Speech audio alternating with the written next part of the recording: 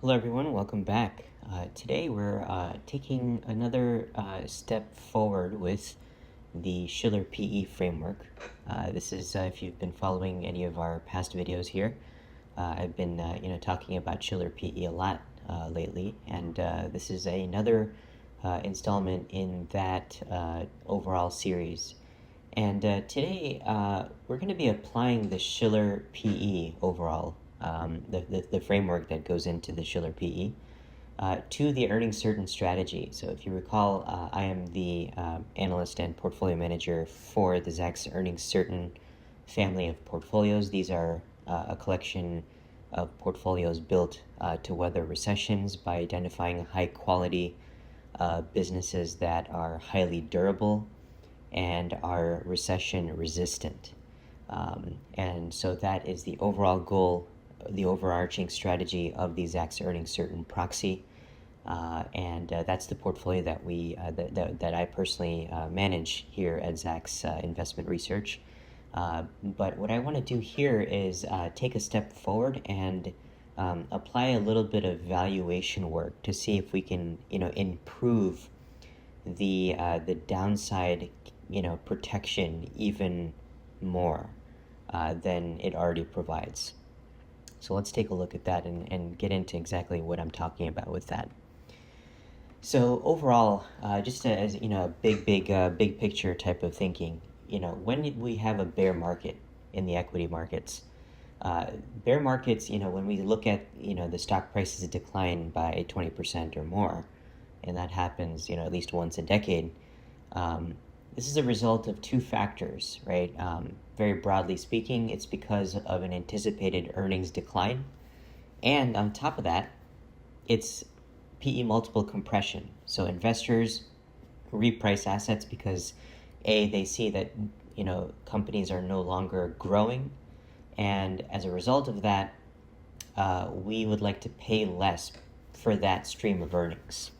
And so that means that the equity risk premium is rising, which means investors require a little bit more compensation for the risk that they're taking, right? Because as earnings enter a period of decline, that presents a lot of risk to investors, and so therefore multiples compress along with the decline in earnings. So that gives you kind of a double whammy, if you will, because if earnings decline but the PE multiple stays the same, then the size of the decline in the market will just be the percentage that earnings declined by, right? So if earnings only declined by 10%, then all we're going to get is a 10% correction in the stock market.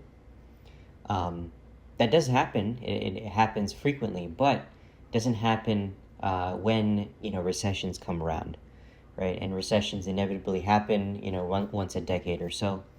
And so when that does happen, you not only have an earnings decline, but a rapidly rising equity risk premium, which means that investors are simply going to be demanding greater compensation per unit of risk that they take. And, that's just another fancy way of saying that PE multiples go down. So you have an earnings decline and a lower multiple to that depressed earnings base that is coming. And so the combination of that is multiplicative, and that is what leads to the very large size declines that we saw in 2008, in 2000, in 1974, and other occasions as well. So that's what bear markets are a result of. So I just wanted to break down these two different sort of contributions to large market declines. It's not just earnings declining, but it's also PE multiples compressing. So this is important to isolate these two aspects of the market decline, because once we isolate these two and separate them, then we can understand how to address each one. So for the broad market, these are the two factors that lead to large declines. And here is an example of a single stock like Gilead. Here we saw a period of rapid growth throughout the 2000s, even through 2008. Amazingly, Gilead never really experienced a recession of any kind in 2008. Again, pharmaceuticals tend to be able to do that, because drugs are more important than anything else, especially life-saving drugs. And so they were going through a period of rapid earnings expansion, and so we saw a healthy PE multiple during that time. You can see the separation between these two lines represents the PE multiple, and it was relatively constant throughout the 2000s. But then the stock entered a period of stagnation and even declined, and you can see that as these two series converge, that means that PE multiples are compressing. And that is because investors foresaw this happening right here, where after many years of earnings expansion, we went through an earnings growth drought. And so that's why the stock went sideways for some time. But then beginning in 2012, we saw earnings, we saw the PE multiple expand quite rapidly, and that was in anticipation for their big hepatitis C, cure essentially, that hit and got that got approval and started contributing meaningfully to the bottom line in 2014. And here you could see that rapid rise in the stock price.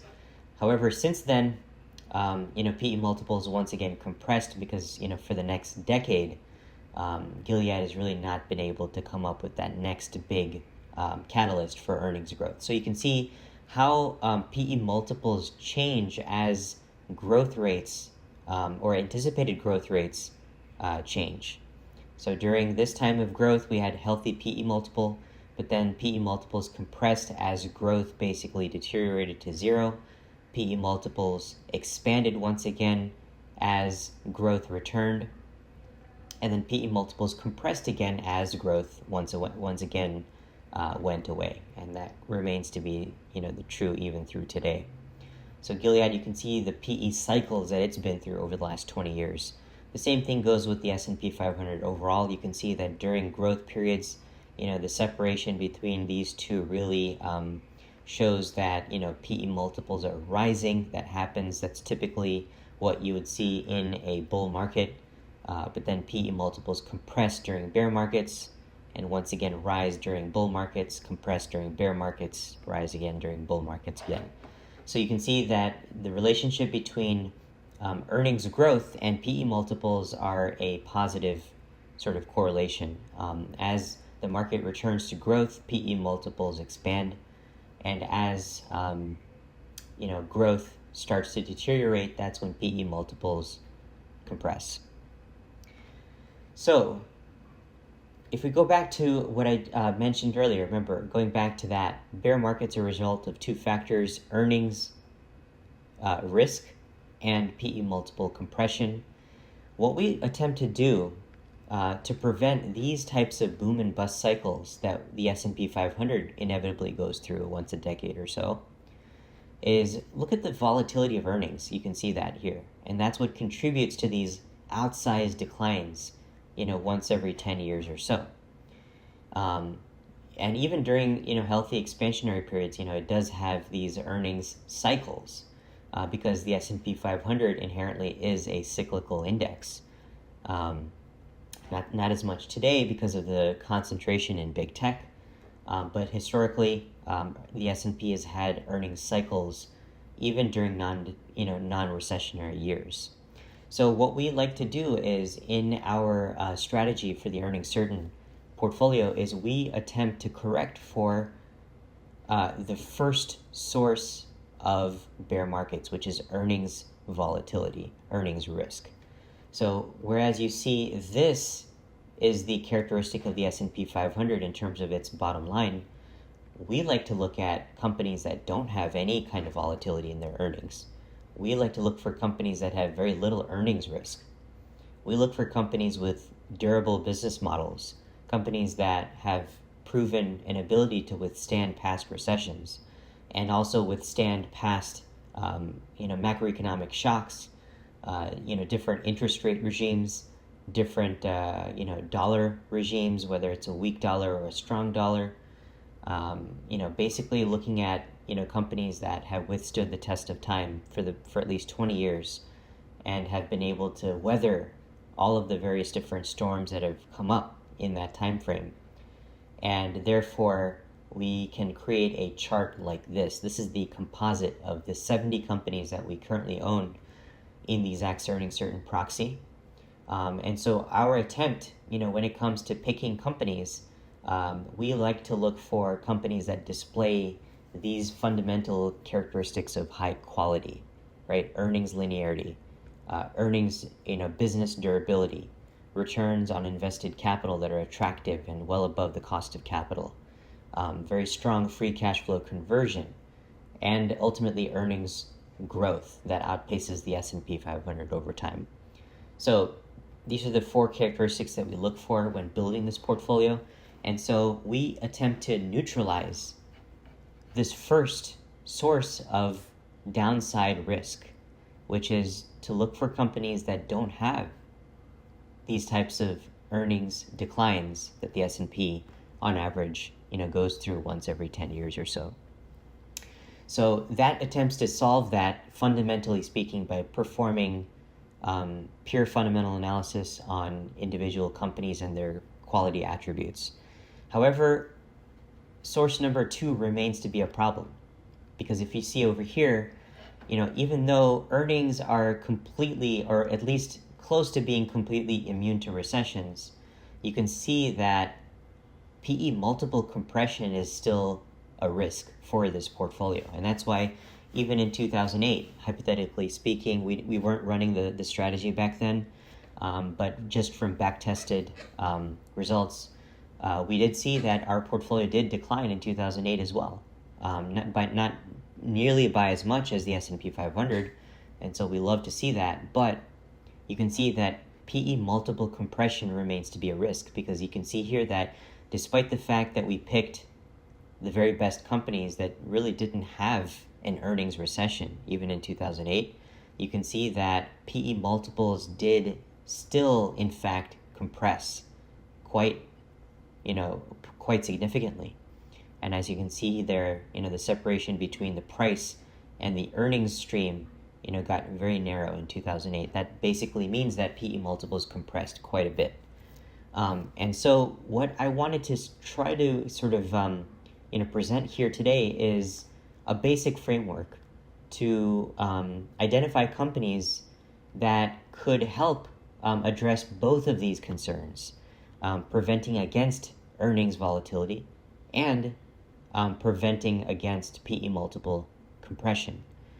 And so what I did here is let's jump into Excel world to basically look for companies that might not have any further PE multiple compression risk or valuation risk. So let's jump into Excel world here, and I just built a spreadsheet that has the 70 companies of the earnings certain portfolio, and let's look at that right here. These are the 70 companies that I just listed in a straight spreadsheet, and I used our Zacks Excel plugin to basically build a very simple table that shows us, tickers, company name, the Shiller PE currently, and then what I did is I looked at the moving average, meaning the 20-year moving average, essentially the 20-year average Shiller PE, and then I looked at what the standard deviation of the Shiller PE has been over that 20-year period. And then what I did was I calculated a z-score, which basically looks at how many standard deviations above or below the 20-year average is the stock currently trading at. Okay, so, and then I sorted them by the lowest to highest. And so what this tells you is that J.M. Smucker currently is the cheapest stock in the in the Zacks Earning Certain proxy, where its current Shiller PE is more than 2 standard deviations below the 20-year average, Shiller PE. That to me represents a significant opportunity to buy a recession-resistant business at a very, very attractive valuation. So what this does, in my view, at least, it's just my opinion, I could be wrong, but by looking for companies that are both recession resistant meaning it neutralizes risk number one, which is basically all of these companies. All of these companies that we have in our Zacks Earning Certain proxy neutralizes the first source of risk, which is earnings risk.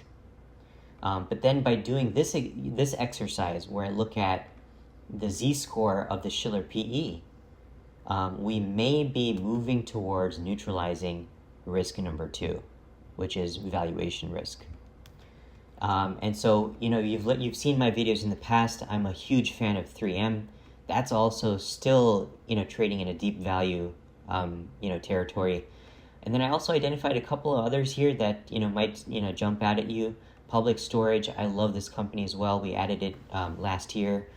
This is a REIT that's one of the biggest, in fact, it is the biggest self-storage, facility and, facility operator in the country. They're located across at least 40 states in the U.S. They've got thousands and thousands of locations. Very profitable, 50% operating margins, super lean, organizational structure. They've, implemented a number of, great innovations to make sure that, the cost of, operating, these buildings that they build are very low. And so, they have a very strong, overall returns on invested capital, which they can then use, to buy back stock and pay dividends. And that's exactly what they do. So this is trading at almost a one standard deviation below the 20-year average. That starts to get interesting to me. Johnson & Johnson, again, beautifully recession-resistant, business. If you look at, Johnson & Johnson over time, I mean, this is a time-tested, phenomenal, business. They have been kind of mired in some, controversies, but, I think, again, it's going to be just a blip on the radar. You can see their operating history has just been stellar, to say the least. They've had essentially no exposure to recessions. A little bit, during the COVID period, during that COVID era, but again, we're kind of giving companies a pass because COVID was such a unique beast. That was a recession that was essentially forced upon us, where companies that could operate couldn't, because of the lockdowns and the resulting supply chain disruptions that we saw globally. So there's a little bit of a blimp with regards to COVID, but you can see that the business has basically normalized and pretty much right back to where it always has been if we were to look at trend earnings growth over time. So these are essentially the types of companies I'd love to see trading at great valuation. So this is a great little exercise. If you want a copy of the spreadsheet, I'd be happy to send this to you. Feel free to send us a quick email, and I will send over the spreadsheet. But essentially, it is the 70 Zacks Earning Certain proxy companies that we have in the portfolio. Again, these are high-quality, battle-tested, recession-resistant businesses with very durable business models. Companies that provide necessities, companies that provide great services and products, companies with strong brands that have staying power. J.M. Smucker is very interesting because if you're not familiar with J.M. Smucker, again, one of my favorite companies overall. J.M. Smucker is, if you're not familiar with the brands that they own, these brands are highly known. If you don't know J.M. Smucker, then you definitely know, Jif, the peanut butter company, Smuckers, Folgers coffee. And here's actually something a lot of people don't know, which is that they own Dunkin'. All of the Dunkin' branded coffee that you can buy in stores is actually owned by J.M. Smucker. They bought it from Dunkin' brand. So Dunkin' stores are obviously not J.M. Smucker, or any Dunkin' coffee that you buy in food service locations, that's not J.M. Smucker. But the packaged coffee that you buy at grocery stores, that is owned by J.M. Smucker. So again, these are time-tested brands. I remember growing up as a kid, everyone loved Hostess Hostess cakes and Twinkies and stuff like that. This that same junk food that I used to eat, today's kids eat, and so that has never really gone away, despite multiple generations coming in and going. So again, brands have staying power. A lot of different academic studies have shown that strong brands can withstand the test of time, especially if they are consumer brands, for consumer staples. So J.M. Smucker is a leader in that category. As you can see there, they basically hold the number 1 or number 2 branded position in basically every category that they compete in. So again, this is a company that has been tested over time, and currently trades at a recession valuation. So you're getting a recession-resistant business trading for a recession-level valuation multiple.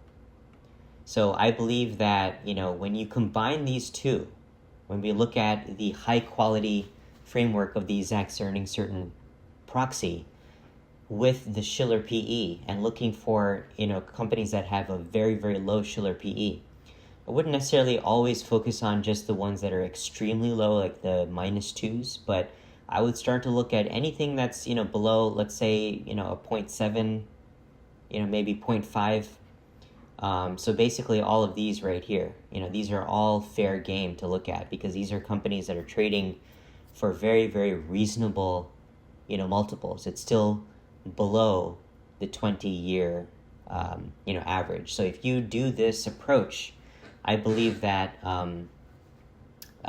these will actually lead to outsized returns, because once you focus on extremely discounted companies like 3M, for example, when I first came out in defense of 3M earlier this year, the stock is already up 30% from that time.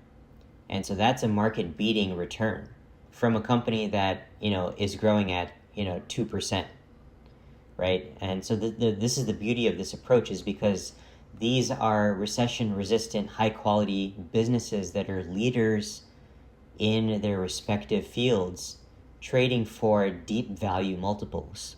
So this is a 1-2 approach that could potentially lead to significant alpha, especially if you pick these extreme examples here. So 3M, I was very bullish, and I'm still bullish on them now. But J.M. Smucker is starting to look really good as well. And so I would really take a look at that. Henry Schein. Henry Schein is another great company. This is the number 1 dental provider. If you've ever, if you've been to a dentist's office, chances are you've been using Henry Schein products. They make basically everything from all the stuff that goes into your mouth, all the cleaning agents, the dental tools that dentists use, even the 3D imaging equipment. If you've ever gotten, an x-ray done of your dentals, Henry Schein makes that imaging equipment as well. Basically a full service shop when it comes to providing everything that dentistry offices need, to provide the services that they do. Henry Schein is the number 1 leader at that. And it's also trading at nearly a recession level valuation. So this is what I love to look for. Dentistry is not something that gets hit during recessions. In general, medical services, medical care doesn't really go down during recessions. That's why even Becton Dickinson, I didn't highlight them, but it is, once again, all of these companies that you see here are phenomenal businesses, leaders in their fields, that are now trading for very attractive multiples that are basically de-risked at this point, given the level of correction that they've already gone through now. Right. So I hope you found this helpful. Again, if you have any questions, I'd love to answer them. And if you do want I should mention also, just a quick overview. What is Shiller PE? The reason why I love Shiller PE is because Well, first of all, here's the approach. What it does is that it takes a look at all of their historical earnings and adjusts it for inflation. Okay, so we take the CPI as an index, and as the CPI index rises, right, the earnings are adjusted for the rise in the CPI, right? So we build another time series next to the nominal earnings per share, which looks at the growth in earnings in excess of the CPI. So that means that earnings would only go up for these companies if it's growing in excess of inflation. Okay, so that's the first step that it does, is that are companies creating real value or not? Because if you're not growing faster than the rate of inflation, then what value are you truly creating? Right? So that provides a very strong analytical check on whether the companies are providing or creating real value or not. Okay? And then once it does that, we look at a 10-year moving average of those historical real earnings.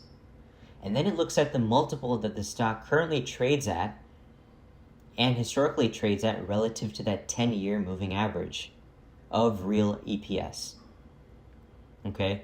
And so it builds a time series, and you can see the multiple that the stock trades at relative to the 10-year average real earnings per share. And so the idea is to look past any single year of earnings, which can be highly misleading, right? Because anything can be happening in any given year. A company could start to invest in a new product or service that could artificially inflate CapEx and therefore hit earnings artificially. Or a company could be going through some difficulty with one of their businesses, but that's expected to normalize in a year or two. And so you could have artificially low or artificially high earnings for any one given year, right? And so we don't want to get caught up in any one-time event that lasts for a year or even 2 years. We want to know instead what is the multiple to normalized earnings, meaning earnings that are proven to be long-term sustainable and supportable. So we like to look at an averaged out earnings base over a 10-year period, okay? And so that way we don't get too excessively caught up in any one given year. That's the downside of looking at PE multiples or price to cash flow multiples, is because it's dependent on a single year. And you never know what could be happening in that specific year, where earnings could be artificially high or it could be artificially low. So in order to adjust out that, one-time or short-term event, the Shiller PE looks at the 10-year average earnings base. And that helps correct a lot of things. And that presents a clearer view of the valuation of the company. So, and it's had very strong predictive power, right? So this is great in theory, but what about in practice? But here you can see this is directly from Robert Shiller, Professor Shiller, on his website at yale.edu. This is the spreadsheet that he puts out there, and you can see this is for the market, but it's had a very strong positive correlation. And this is looking at the CAPE yield, which derives from the Shiller PE, and it overlays it with subsequent forward-looking 10-year S&P 500 returns. And you can see that as the CAPE yield rises, meaning the earnings yield is high, you can see that forward returns have also been very high. And as the CAPE yield declines, or meaning the earnings yield decline, the forward-looking 10-year returns have been very poor. So that's exactly what you would expect to see these two correlate, with a fairly high level of correlation there. And here you can see that markets are currently quite expensive at, just an earnings yield of 1.2%. So according to the Shiller PE framework, we would expect the next 10 years to be pretty poor returns. And that's kind of what my overall macro thesis has been, is that because we're so overextended on valuation right now, forward-looking returns are not likely to be high, but it's still positive, so it still will provide some level of positive return over and above inflation and bonds.